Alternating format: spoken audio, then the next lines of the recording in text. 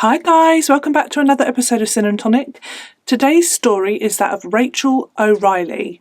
Unfrickin' believable, this one, so let's go. Sin and Tonic! Today's case takes us to a tiny little village called Neale. It's N-A-U-L, Neale, but the Irish, when they say it, it doesn't sound like that at all. And I can't do it. No. I can't do it. But they say it sounds lovely when they say it. Trust me. And when I say small, I mean small. The population was around 400 at the time of this story, and it's beautiful. It has views over the Irish Sea. This way, that way, forwards and backwards over the Irish Sea. That just popped in. Anywho, but also rolling rural countryside and a really villagey, beautiful, really lovely. I'll share some pictures because it is lovely. Joe and Rachel O'Reilly, they would move to Neale with their two small children in 2003. And like many other young families, they moved to the area for the really good school, the small community vibe, villageresqueness. That's why they were there. Joe, the husband, worked in marketing for an outdoor advertising company, and his work centred mainly in Dublin, which was about 20 miles away from Neale. And it was young love with the pair of them. Joe and Rachel met when they were teenagers in a shopping centre, and they would get married years later when Rachel was 23. Rachel was an Avon and Tupperware lady.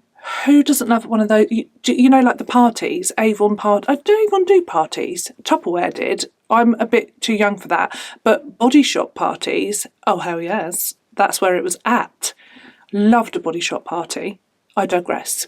Rachel was a very happy, bubbly, chatty, confident woman. And these jobs really suited her, and it was a really good way actually for her to integrate herself into the community because they'd moved into this small tight-knit community, but she very quickly was accepted and loved. She threw a barbecue when they'd not long moved in, and she really sort of made people feel comfortable around her. And Avon and Tupperware things and things like that are a really nice way of getting you in to the community. It's a conversation starter. If anything else.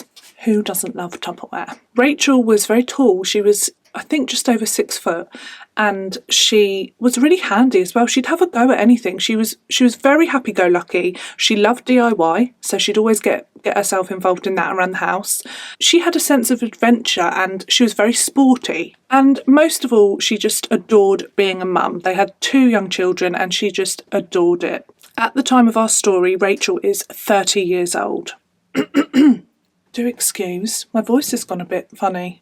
Can't have that. Nearly wet myself. On the 4th of October in 2004, the very cosy, peaceful village life that everybody in Neale was accustomed to was about to be completely shattered. Rachel didn't pick up her son from nursery that day, which was incredibly unusual. They couldn't get hold of Rachel on her mobile phone or landline or anything, so then they called Joe at work to say that Rachel hadn't arrived to pick up their son. This was so out of character and it made people panic really quickly. Joe tried to ring Rachel and he couldn't get through either, so he then called her parents and he asked Rachel's mum to go round to the house to see if she could just check on Rachel and see what was going on. Rachel's mum is called Rose, and she didn't even bat an eyelid, and she was out the door on her way to Rachel's house. And she had this feeling of dread. Like I said, it was really out of character for Rachel. When Rose arrived at Rachel and Joe's house, she noticed that the car was on the drive, and that made her feel relief because she thought, right, she's at home, something's just happened, she's had a nap, she's not woken up, whatever. But she was happy to see that the car was there. This relief and happiness just quickly vanished because when she went to the property, she could see that the back door was wide open, and that was really worrying. And then when she walked into the kitchen, she saw that 2 drawers had been taken out and emptied and thrown about on the floor. As she walked into the living room, she noticed that all like videos, VHS things had all been dumped out in front of the TV, and it was just a mess. And it looked like somebody had robbed the house. Rose continued to the bedroom, and this is where she found just something that no mother should ever see. Rachel was on the floor of her own bedroom, just covered in blood. There was blood everywhere. It was a really messy crime scene. It was up the walls, the floor, even into the hall, on the ceiling. It wasn't pleasant. Rose would go on to say that at that time she knew that Rachel was dead. She could tell just by looking at her, and she touched her and she was just cold, and she just knew, and I think you probably would just know. And so she rushed into the kitchen to call for help. She called for the police, and she called her husband, and her husband said that it was just, she was hysterical. She was beside herself. As you can imagine, that is just the most horrific thing you can think of to find. Before anybody else arrived, Joe arrived, and Joe had their 2 children in the back of the car. So Rose was just like, then straight away she just zoned in, and she knew that she didn't want her grandchildren to come into the house. So she told Joe that they had to stay in the car. Joe came into the property, she led him to the bedroom, and he took one look at Rachel, and the first thing he said was, "Oh my gosh, what has she done?" or something like that, something to those effects. So his first thought was that Rachel had harmed herself. Police and forensics then arrived at the property, and it was determined quite quickly actually that Rachel had not hurt herself and that this was a murder. There had recently been a string of burglaries in rural areas not too far away, and the police, because of the situation, like things dumped out of drawers and a big old mess in the lounge, they just thought, this looks like a burglary gone wrong, and that Rachel had actually interrupted and ended up losing her life. When her body was found, she still had her car keys in her hand. So they think that she came in and it was all a bit of a blitz, and that she scared them and that they attacked her straight away. They started interviewing the people that were at the house, Rachel's mum, Rose, and Joe. And Joe confirmed that he had left the house that morning at 5:45 and he'd gone to the gym. I cannot relate. 5:45. The only thing getting me up at that time is Christmas Day and a holiday. Thank you so much. He worked out for about an hour, had a shower, went to work, and then at around 8 a.m. he left the office with a colleague to go and do some work. I think it was like a bus depot they were going to, because they do outside advertising. So they then went there at 8. I'm getting out of bed at 8. I'm not lying. It really always gets me when people are really early birds, because no. Anything before 8 just feels... Don't you just feel like you've had a whole day before 10 o'clock? Joe said that they then arrived back at the office at about 12 o'clock, ready for lunch. And so the police then spoke to this colleague and he confirmed this. So he confirmed Joe's alibi. However, Joe dropped a bit of a bombshell in his interview. So, because it's the husband and all of this business, it's always the partner, isn't it? So, they want to get to the bottom of their relationship. So, how were things between Rachel and Joe? And they ask questions like, were either of you having an affair? Blah, blah, blah. And at first, Joe said, no, neither of them were having an affair, to his knowledge. And then at the end of his interview, he told them that he actually was seeing somebody else, but that it was not serious at all. It was just like a fling, and that it was over. It wasn't like a proper affair. It was very casual. This woman was called Nikki, and she lived in South Dublin. And of course, Joe didn't want this to become public knowledge. He was like, please, can we keep this quiet? Which they did at that point. And then they spoke to Nikki the following day just to confirm like the status of their relationship. And she said the same as Joe. She said that it had just been a fling. It was nothing serious. It was a little bit of fun, but it was over. Rachel's post-mortem showed that she had died from a sustained beating around her head. And they confirmed that this would have been a heavy object. The property had been burgled, so Joe confirmed that there were items missing from the house, and he confirmed a list of items that weren't there anymore, and one of those items was a dumbbell, so a big heavy dumbbell. So the police would then start a search, because obviously they know that these things have gone missing from the house and that it was a burglary. And it wasn't long before they found a bag in a stream quite close by, and this had a number of the items, like a camcorder, jewellery, that were stolen from the house, but it didn't have this dumbbell. So their murder weapon, which they really thought it was this dumbbell, it was never found. They canvassed the area, they asked for witnesses to come forward, because whoever left Rachel's house after committing this murder would have been covered in blood. It was a horrifically bloody crime scene. Interestingly, in the house, the forensics found no DNA evidence of anybody at all other than the people that had been in the house that day when Rachel's body was discovered. So that was Rachel's mum, Rose, and Joe. Suspicion started to point towards Joe quite strongly at this point, because before the police had even arrived on the scene, Joe had entered the bedroom where Rachel's body was, and Rose was there as well, and he behaved in a very odd manner. And Rose did tell the police about this. He went into the room and there was a box of books, I believe, and he kind of they had blood on them. So it was part of the blood spatter evidence, and he moved it. So he took some of the books and I think flung them in the hall, and then he actually moved the box out of the bedroom as well. So I don't know why. Rose didn't know why either at the time. And it was only when the police came to talk to him that he said, "Oh, I suppose I've messed this up for you, haven't I?" I mean, really suspicious straight away. Why would what? So, yeah. So he wanted them to know, he was quite keen for the police to know that he'd tampered with the crime scene.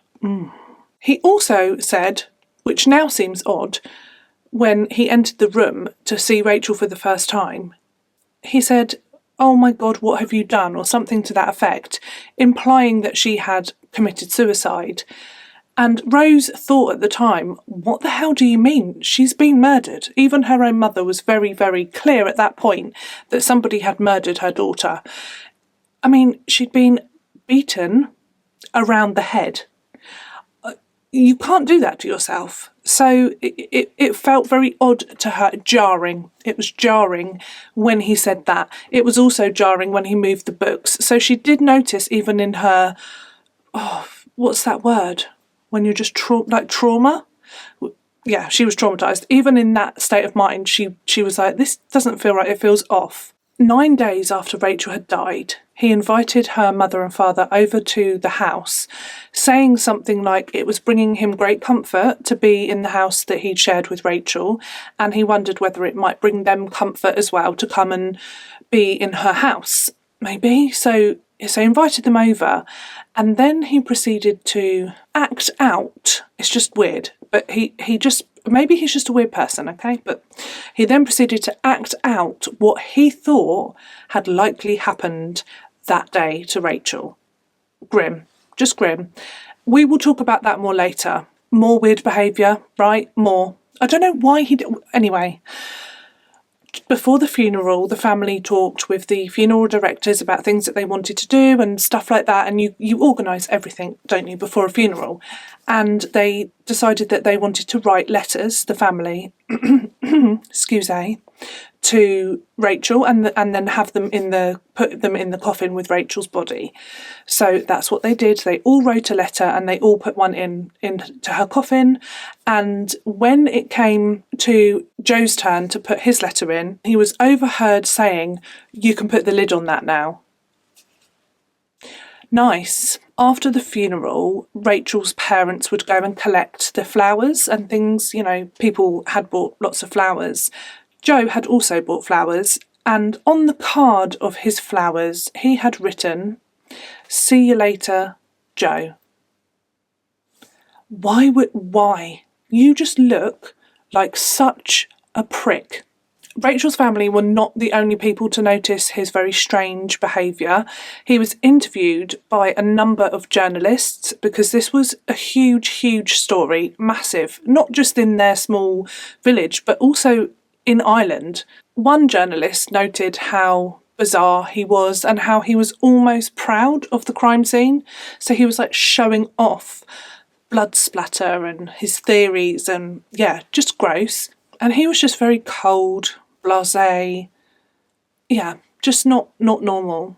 I kind of hate saying that because I know that so many people deal with grief and stuff in different ways, but it's not right, is it? It's not sitting right, is it? I think there's just one too many weird things that you're like, no.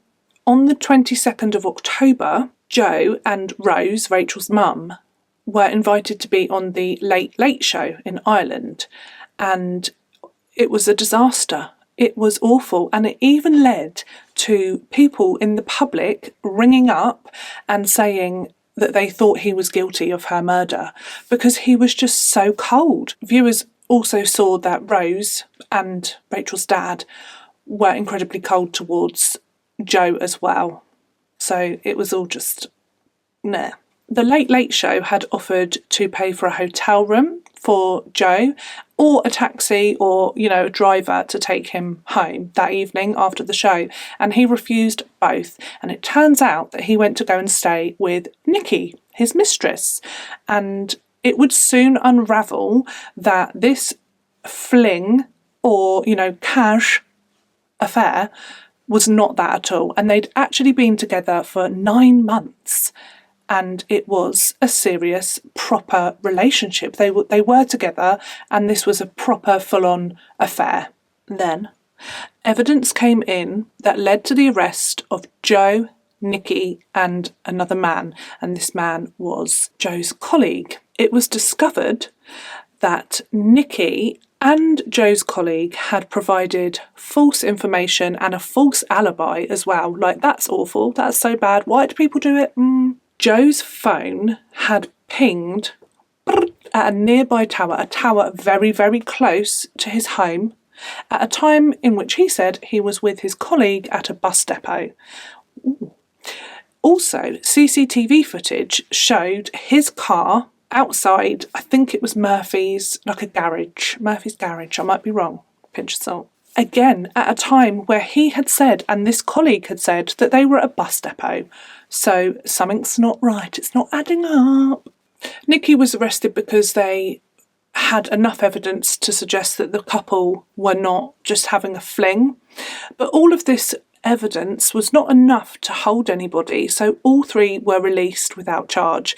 And this was really devastating to Rachel's parents because they, at this point, fully believed that Joe was the person that had murdered their daughter and his own wife. The family had an idea at this point. They were quite desperate to make sure that Joe didn't get away with what they thought had happened. So they told the police about the letters, remember, that were in the coffin with their daughter, with Rachel. He'd written a letter as well, and they thought there could be some clues or what have you in this letter that he wrote to Rachel. So on the 8th of March in 2005, Rachel's body was exhumed and the letters were all taken out to be read and examined. The letter was a letdown because, don't you just wish it had been like, oh my God, I'm so sorry I killed you? No, it did allude to that, and he asked for forgiveness, but it was wishy-washy. It wasn't concise and strong. He didn't outright say, I murdered you. So again, they didn't really have enough, but it was another layer.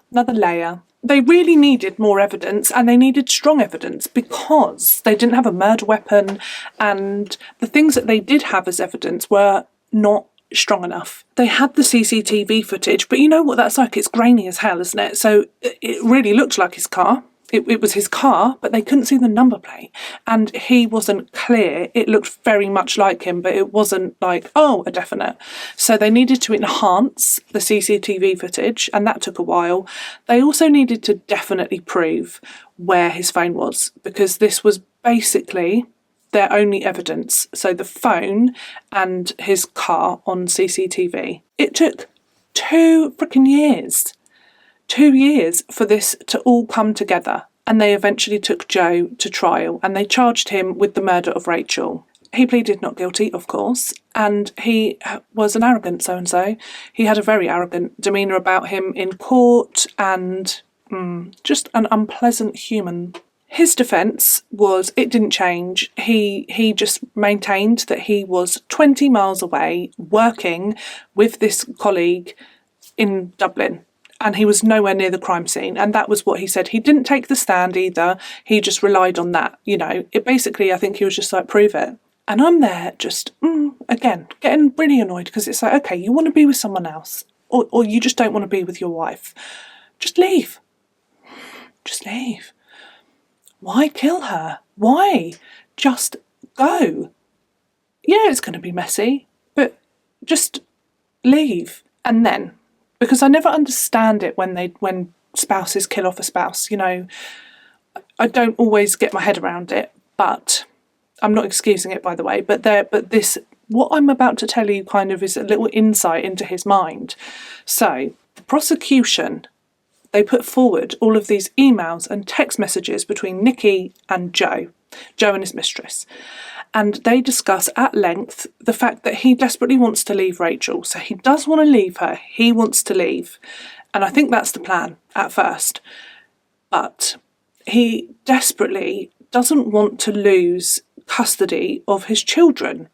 He doesn't want to be a weekend dad. He wants it all. So he doesn't want to just have his kids on the weekend. How about maybe you could have had a discussion about that?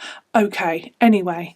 So 4 months before Rachel was murdered, there is a situation where social services were contacted anonymously, I wonder who, to say that Rachel was unfit to be a mother and that she was harming the children, and lots of allegations against Rachel, all of which completely untrue. She was a very loving, kind, doting, wonderful mum. Social services looked into the matter and it was dismissed. They were happy that this was not the case and that the children were cared for, loved and looked after by their mum. The prosecution then put forward another email, but this time between Joe and his sister, where he absolutely ripped Rachel apart. He had so much hate for Rachel. He was so angry. He really, really hated her. And he was saying that he knew this would happen. He knew that he wouldn't be able to suggest that Rachel wasn't a fit mum, and therefore he would lose a custody battle. He wouldn't get his children. So he wanted them, I think he wanted full custody. The way he spoke about Rachel in that email was horrible, really disgusting, very unkind. The prosecution then put together a picture of what happened on the 4th of October in 2004. They suggested that, yes, Joe left the house at 5:45 like he said, went to the gym, had a shower, made sure he was seen. He arrived at work, he was seen by his colleague, and then they agreed that they were going to go to the bus depot, but Joe said he would meet his colleague there. He didn't go straight to the bus depot. Oh, no. And this is where all of the phone stuff and all of the towers and all that clever business, it came in. It was the first case in Ireland where they used it as their main source of evidence, if you like. So it was that's probably why it took 2 years. They wanted to make sure they got it right. He drove home, he lay in wait for Rachel and probably called her to their bedroom. So when she came in, he would have called her to the bedroom, or she could have just headed to the bedroom and that's where he was waiting.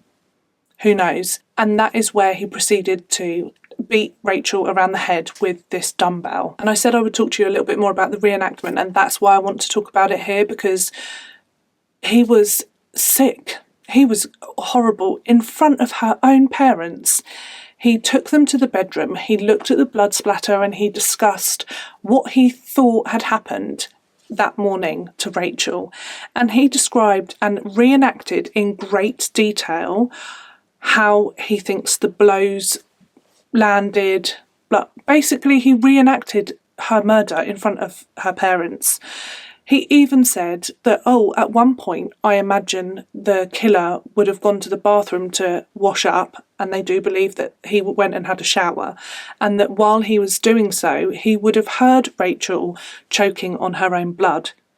So it just sounds like he just wanted to tell them what he'd done, and he did, but I mean, how awful for her parents to hear that. He made reference to the fact that the killer probably realised that she wasn't dead and went back in to finish her off. So it's probably very likely that that is what happened. The inquest into Rachel's death would also tally with that, because they did say that she didn't actually die straight away. Just what an evil prick. He then took a shower, put a wash load on, and then he set about making the house look like somebody had burgled it. I mean, he was lucky that no one just happened to stroll by or the postman came. Like, what the hell? Sometimes in these cases, people are so brazen, and it's just blows my mind. He then took a bag of items that he'd gathered together, stolen items, and dumped them nearby in a stream. And then, this is the little clincher, and I just, yes, I like it when things work out like this, because he's such a douche. At 7 minutes past 10, when he was on his way back to work, but still nearby, he texted Rachel. Oh, had the children slept well? Was everything okay? How was her night? Nobby. And that text message pinged off of a local tower. So it proved, without a doubt, that he was, like, right near home. Good. He then went off to the bus station to meet his colleague, who must have been like, where the hell are you? And then after that, they did arrive back at the office at 12 o'clock. However, another colleague came forward and said that she saw him that day, and he was bright red. It looked like he'd been crying, and he was just really dishevelled and not himself at all. And she said, like, are you okay? Blah, blah, blah. And because she was concerned about his welfare and said so, he just said something like, oh, Jesus, and squirreled himself off into his office, and he didn't come out again until he'd received the phone call to say that Rachel hadn't gone to collect their son from nursery. He then left work when he got that phone call, but he didn't rush. No rushing, not at all. So pootled along, and he went to collect his children from nursery and school, and then when he was at the school waiting to get his son, people just noticed that he was just like kicking about, like kicking the tyres, if you know, you know. And yeah, like there was no concern or rush. And that was because he wanted somebody else to be the first person at the crime scene to find Rachel's body. They mapped his whereabouts that morning with the mobile masts. They did a really good job of that to show exactly where he was at all times, proving that he was never where he said he was when he said he was, and that he was actually at home. And they never managed to, what's the word I'm looking for, enhance the CCTV enough on the car, you know, his car, when it was seen on CCTV.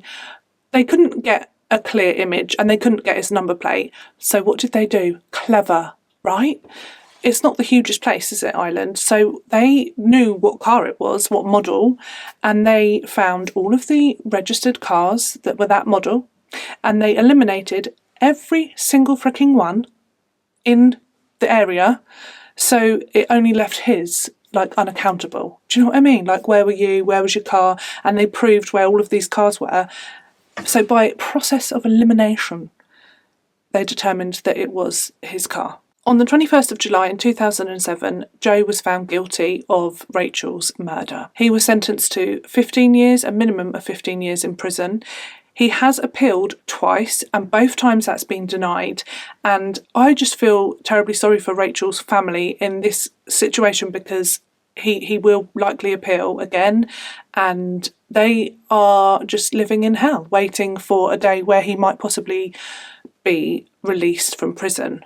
It's just torture, isn't it? It was International Women's Day this week, and it felt like a case that I should cover, because Rachel was a very strong, independent, happy, wonderful woman, and it seems like all too often women of that nature become the victims of cowardly spouses or partners. The case of Shannon Watts springs to mind when I say that as well. That is all I have for you on today's case. Thank you so much for joining me today for another episode of Sin and Tonic. I do hope you can join me next week for another true crime story.